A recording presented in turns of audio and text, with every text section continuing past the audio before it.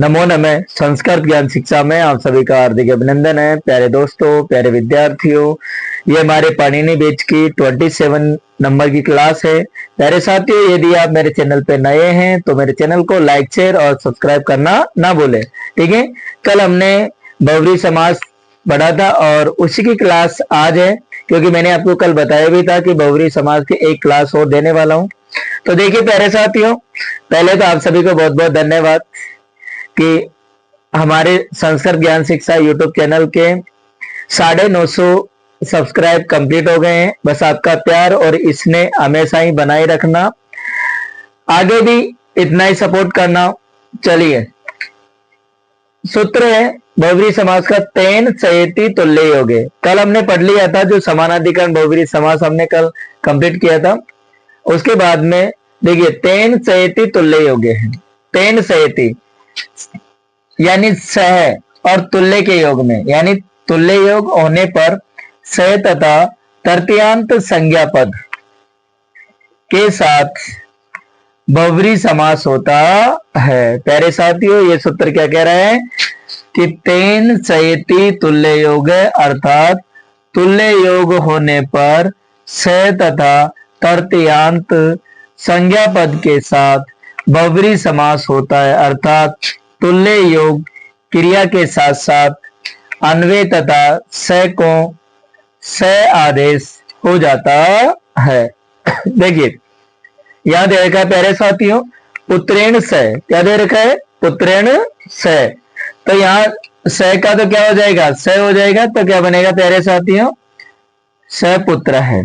क्या बन जाएगा? सहपुत्र। आपको ध्यान में रखना है कि सपुत्र सामासिक पद आए एग्जाम में और वहां विग्रह पद पूछा जाए तो पुत्रेण सह, यानी पुत्र के साथ।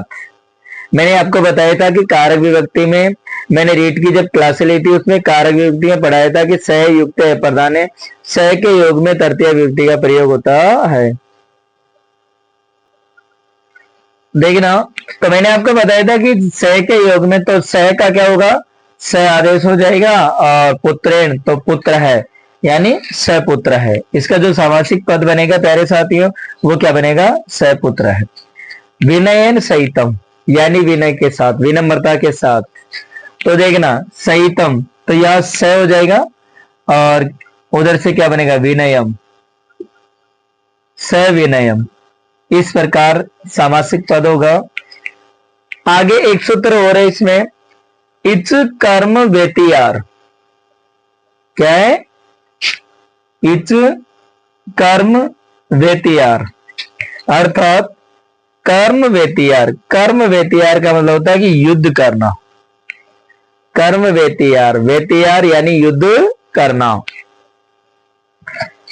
अर्थ में होने वाला समास बहुव्रीहि होता है, यानी युद्ध करना।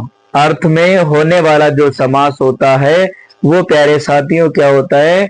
बहुव्रीहि समास होता है।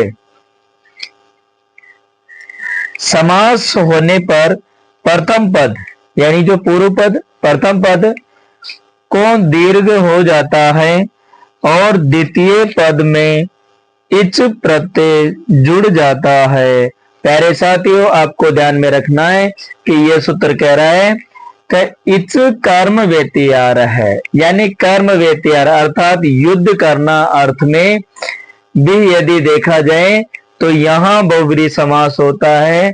प्रथम पद को क्या कर दिया जाता है? दीर्घ कर दिया जाता है, बड़ा कर दिया जाता है, और जो उत्तर पद होता है उसमें क्या जोड़ दिया जाता है? इच प्रत्यय जोड़ दिया जाता है। इच में से क्या शेष रहेगा? ई शेष रहेगा। ठीक है। आगे देखना प्यारे साथियों, जैसे इसका जो विग्रह पद है, केसेषु केसेषु गृहीत्वा इदम युद्धम प्रवर्तम। केसेषु केसेषु गृहीत्वा इदम युद्धम प्रवर्तम, ये प्यारे साथियों वो है जो आपस में देखिए बाल पकड़ करके जो युद्ध किया जाता है वो वाला है। ये जैसे महिलाएं करती है ना, वो वाला है। तो केसेषु केसेषु गृहीत्वा इदम युद्धम प्रवर्तम, यानी बालों को पकड़ करके, जैसे मान लीजिए कोई झगड़ा होता है कि आपस में एक दूसरे के बाल पकड़ लेते हैं, बालों को खींच लेते हैं, वो होता है ये वाला। तो इसका जो होगा सामासिक पद होगा प्यारे साथियों, वो क्या होगा? कैसा, कैसी। इस तरीके से बनेगा इसका सामासिक पद। दंडे च प्रहरते इदम युद्धम प्रवर्तम। अब देखिए कैसा बहुवचन कर दिया, सेम इसी तरीके से यहां क्या हुआ? दंडेश प्रहरते इदम युद्धम प्रवर्तम, यानी आपस में डंडे लेकर के जो इस तरीके का झगड़ा किया जाता है, आपस में डंडों के माध्यम से जो युद्ध किया जाता है, वो क्या होगा? दंडेश प्रहरते इदम युद्धम प्रवर्तम। तो इसका होगा प्यारे साथियों दंडहा दंडी। इस प्रकार से ये होगा इसका, इस प्रकार से सामासिक विग्रह होगा प्यारे साथियों। बस सिर्फ आपको ये ध्यान में रखना है कि जब कैसा कैसी आए तो इसका जो विग्रह होगा कैसेसु गृहीत्वा इदम युद्धम प्रवर्तम। और यदि आपका इस तरीके से दिया हुआ हो, दंडा दंडी दिया हुआ, तो क्या होगा? दंडेश्च प्रहरते इदम युद्धम प्रवर्तम। तो इसका होगा दंडा दंडी। आप जल्दी से इसका स्क्रीनशॉट ले लीजिए।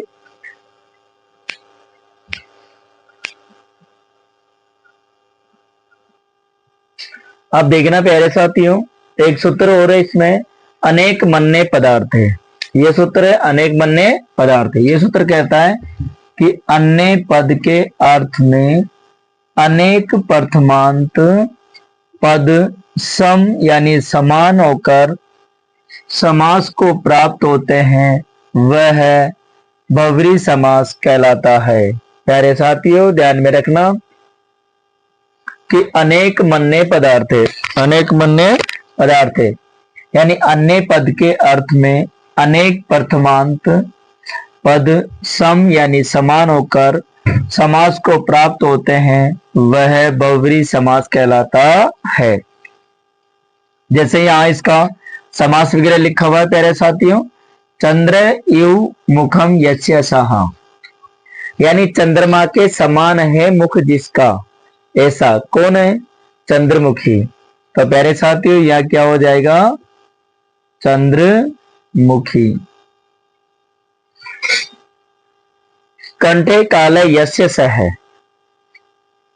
कंठे काले यस्य सः, यानी कंठे काले नीला है कंठ किसका? ऐसे से कौन होगा? भगवान शिव होगा। तो क्या हो जाएगा?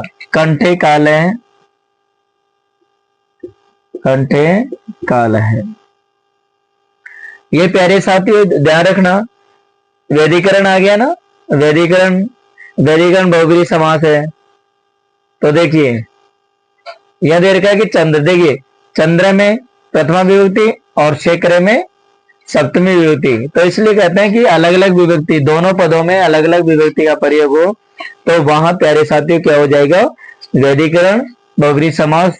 तो देखिए चंद्र शेखर यस्य सः, तो क्या हो जाएगा?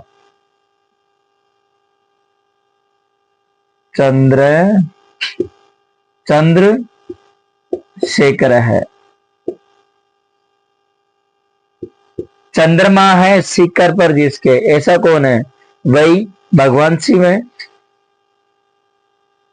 चक्रम पाणो यस्य सः, पाणो यानी हाथ में, चक्रम चक्र यानी जिसके हाथ में क्या है? चक्र है। ऐसा किसको बताया गया है? भगवान विष्णु को। तो क्या हो जाएगा प्यारे साथियों? चक्रम पाणो यस्य सः, तो क्या बनेगा? चक्र पाणी। क्या बन जाएगा? चक्र पाणी। अलग अलग विभूति का प्रयोग हो रहा है तो क्या हो जाएंगे ये? वैदिकरण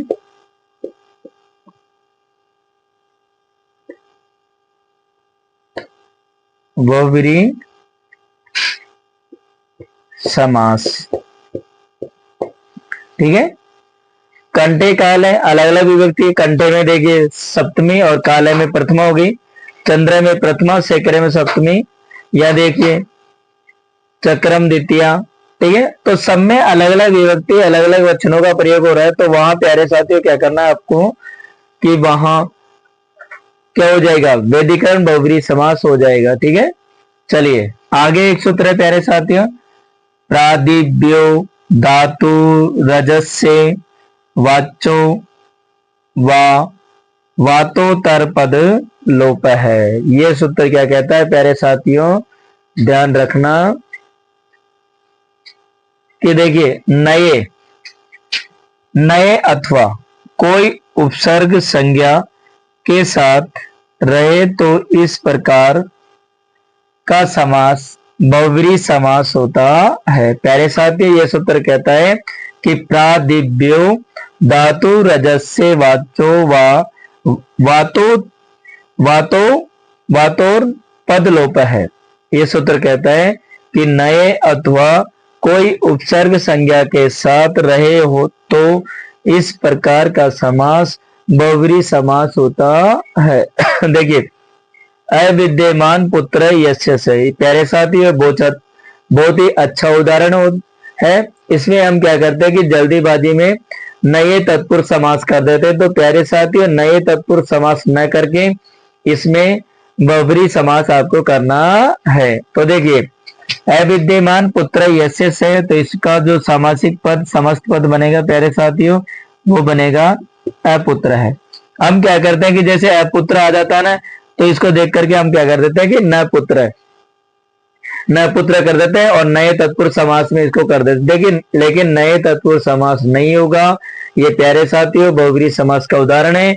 इसका जो यदि इस तरीके से आए तो इसका जो विग्रह होगा अविद्यमान पुत्र यस्य से। आगे देखिए प्रपतितम पर्णम यस्मात् है, तो इसका जो होगा सामासिक पद होगा प्यारे साथी होगा प्रपर्ण हो जाएगा एक तो, और एक देखा जाए तो प्रपतित पर्ण है। इस तरीके से बनेगा इसका ये वाला जो होगा, ये इसी तरीके से कंप्लीट होगा। ठीक है ना। चलिए हो गया प्यारे साथियों, आज हमने देखिए बहुव्रीहि समास कंप्लीट किया है। 2 क्लासों में, एक कल वाली क्लास थी और एक जो आज वाली क्लास है, इनमें बहुव्रीहि समास। अब हमारा जो समास प्रकरण में जो बचा हुआ है, ओनली द्वंद्व समास बचा हुआ है। प्यारे साथियों, मिलते हैं अगली क्लास में, अगले वीडियो में। तब तक के लिए जयतु भारतम जयतु संस्कृतम।